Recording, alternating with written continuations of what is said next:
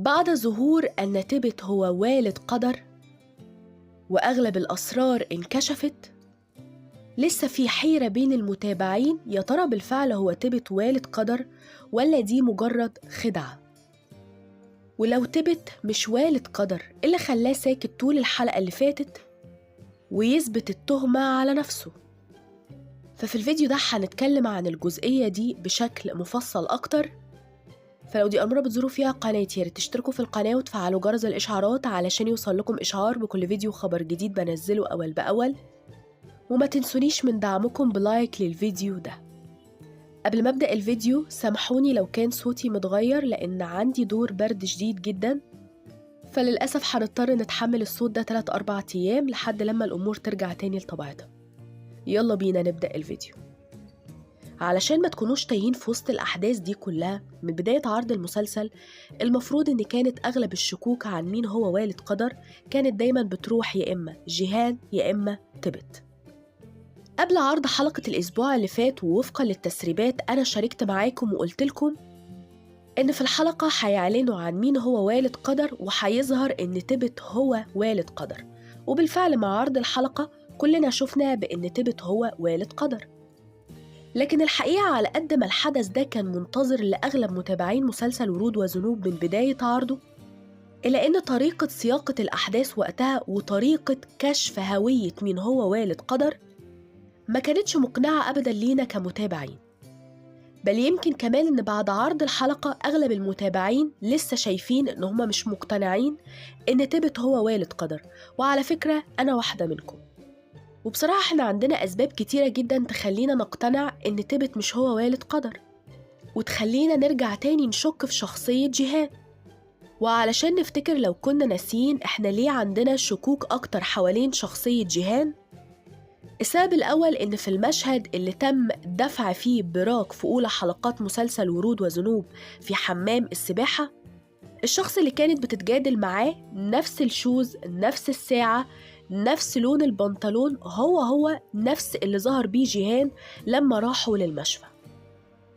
تاني نقطة، طول الوقت لما كانت براك بتتكلم عن هوية شخص والد قدر كانت بتقول شخص خطر جدا، شخص مؤذي، شخص ممكن يعمل أي حاجة. يعني كانت طول الوقت بتتكلم على إنه هو شخص الواحد لازم يخاف منه.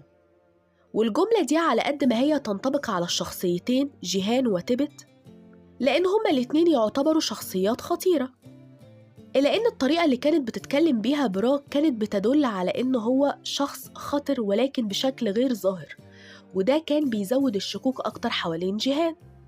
جيهان شخص مجنون، شخص عقله غير سوي، وارد إنه يعمل أي حاجة. السبب الثالث إن في الكلام أو في الحديث اللي جمع ما بين براك وما بين جان، لما جان حاول إن هو يعرف منها مين هو والد قدر، قالت له أنا لو قلت على الاسم ده حاجات كتيرة جدا هتتغير في البيت ده، وأنا مش هقدر أشوف إيه اللي ممكن يحصل بعد لما أعلن عن مين هو والد قدر. ده بالإضافة إن على الرغم إن هي جات لها الجرأة إن هي تروح تقول لجان إن هي خانت سرحات مع حد تاني وإن هي عندها بنت اسمها قدر، إلا إن هي يا حرام ما كانتش قادرة تقول له مين هو والد قدر. يعني شاركت المصيبة الأكبر وجات على الاسم وخافت إنها تقوله، وكأن هوية والد قدر هو شخص ليه علاقة بجان أو شخص فيه صلة بينه وبين جان. وبالتالي لو تبت هو والد قدر من البداية، ليه براك هتخبي معلومة زي دي عن جان؟ كمان تبت هو ما يعتبرش شخص مقرب قوي من عائلة سرحات، لكن كلام براك أغلب الوقت كان بيوحي إن الشخص ده شخص مقرب منهم. فدي كانت أهم الأسباب من البداية تخلينا نشك أكتر حوالين شخصية جيهان. في حلقة الأسبوع ده بقى لما عرضوا لينا وظهروا لينا بإن تبت هو والد قدر، نظرات جيهان طول الحلقة كانت غير مريحة بالمرة. جيهان لما اتكلم مع براك في أول الحلقة وقال لها إن هو اعترف لسرحات بالحقيقة علشان حاسس بتأنيب الضمير، كانت طريقة كلامه مبهمة وغامضة مع براك. ما قالهاش يعني بكل صراحة إن أنا اتصلت بسرحات وقلت له إن تبت هو والد قدر.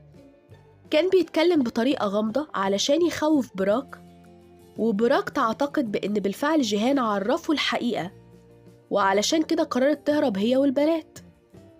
كمان جيهان المفروض إن هو عارف بمين هو والد قدر من البداية، ولكن في كلامه مع سرحات قال له أنا عرفت بس وقت تحليل DNA، وده مش حقيقي. ولو هنفترض بإن هو بيقول له كده علشان ما يظهرش لسرحات بإن هو عارف من فترة طويلة وما يظهرش على إن هو خاين، إشمعنى جيهان قرر إن هو يعترف لسرحات في الوقت ده تحديداً؟ فلو هنفترض بإن تبت هو والد قدر، وإن جيهان عارف بالعلاقة ما بين تبت وما بين براك، وإنه خايف يقول لسرحات خوفاً من تبت، إيه اللي اتغير دلوقتي علشان جيهان ما يكونش خايف من تبت؟ ده المفروض بالعكس يخاف منه أكتر، تحديداً بعد ما تبت حاول إن هو يقتل سرحات. لكن أنا شايفة إن جيهان حاول إن هو يضرب عصفورين بحجر. كده تبت طول الوقت بيحاول إن هو يهدده، بيحاول إن هو يضغط عليه بإنه يعرف سرحات بإن جيهان خاين ليه من جهة الشركة ومن جهة العمل، فقال يضرب عصفورين بحجر ويورط تبت في المسألة دي. ولأن تبت أصلاً في الأساس بعد ما كانت بتجمعه صداقة قوية بسرحات، الموضوع تحول إلى عداوة بينهم، وعداوة توصل لحد المنافسة. يعني تبت طول الوقت بيبص لسرحات على إن هو عاوز يثبت ليه إن أنا أحسن منك، إن أنا أقوى منك، إن أنا أفضل منك. فعلشان كده تبت محاولش يدافع عن نفسه. حتى في مشهد الشجار اللي جمع ما بين سرحات وتبت، كان أغلب الوقت تبت صادم، كأن هو بيتقبل اللي بيحصل، ما بيحاولش إن هو يتكلم، ما بيقولش أي جمل. وكل دي حاجات تخلينا نشك أكتر بإن هو مش والد قدر، وإن في لعبة أو في لغز ورا القصة دي لسه. والدليل الأكبر على كده إن تبت قرر إن هو يستغل زينب كسلاح ضد سرحات، ومعلومة زي دي مش هيعرفها غير من جيهان. وده برضو يعتبر تدبير من جيهان، لأن جيهان من أول حلقات المسلسل من بعد ما تعرف على زينب وهو بيحاول يتخلص من زينب بأي طريقة، لأنه عارف إن زينب عندها قدر كبير جدا من الذكاء، وبتحاول إن هي تدور بشكل تفصيلي حوالين مين ممكن يكون هو والد قدر. جيهان مدرك بإن زينب هي اللي ممكن تكشفه، وبالتالي خلى تبت يعرض على زينب بإن هي تعيش معاه في نفس المنزل، في مقابل إن هي ترعى قدر، بدل ما تبت يدخل قدر لمدرسة داخلية.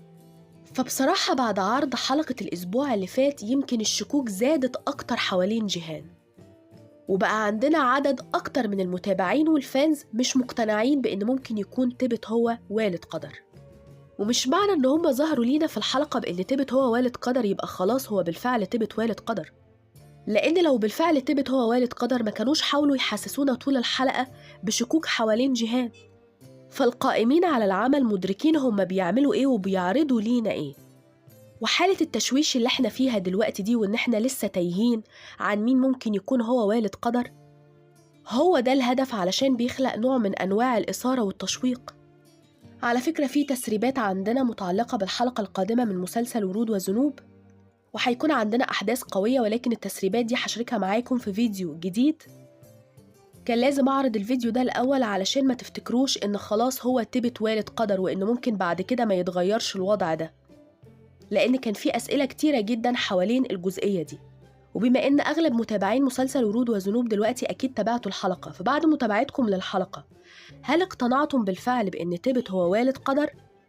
ولا شكوككم زادت أكتر تجاه جيهان؟ ولا أنتوا أصلا شاكين في شخصية تالتة خالص مش في دماغنا إحنا؟